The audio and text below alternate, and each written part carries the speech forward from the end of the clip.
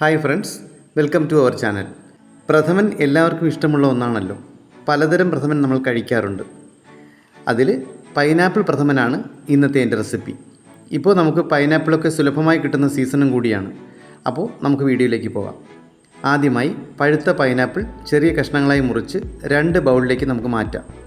ആദ്യത്തെ ബൗളിലുള്ളത് നന്നായി അരച്ചെടുക്കണം. രണ്ടാമത്തെ ബൗളിലുള്ളത് ഒന്ന് ക്രഷ് ചെയ്തെടുത്താൽ മതി. പ്രഥമൻ കഴിക്കുമ്പോൾ ഇടയ്ക്കിടയ്ക്ക് ചെറിയ പൈനാപ്പിളിൻ്റെ പീസസ് കിട്ടുന്നതിന് വേണ്ടിയിട്ടാണ് അങ്ങനെ ചെയ്തത്. ഇനി 1 കപ്പ് ശർക്കര ചിരകി ശർക്കര പാനി തയ്യാറാക്കാം.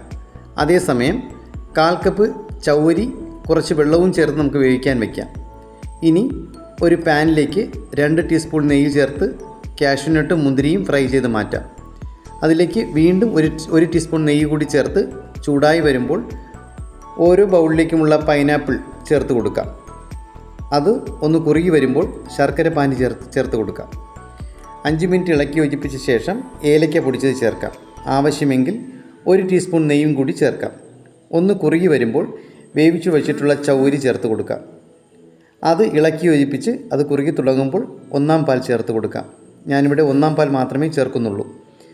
അത് ചെറുതായി തിളച്ച് വരുമ്പോൾ നെയ്യിൽ വറുത്ത കാഷ്യൂനട്ട്, മുന്തിരി എന്നിവ ചേർത്ത് നമുക്ക് സ്റ്റൗ ഓഫ് ചെയ്യാം. നല്ല ഒന്നാന്തരം പൈനാപ്പിൾ പായസം ഇവിടെ റെഡി ആയിട്ടുണ്ട്. ഞങ്ങളുടെ ചാനൽ ആദ്യമായിട്ട് കാണുന്നവരാണെങ്കിൽ ഞാനിടുന്ന വീഡിയോസ് നിങ്ങൾക്ക് ഇഷ്ടമാവുകയാണെങ്കിൽ ഒന്ന് സബ്സ്ക്രൈബ് ചെയ്ത് സപ്പോർട്ട് ചെയ്യാൻ മറക്കല്ലേ.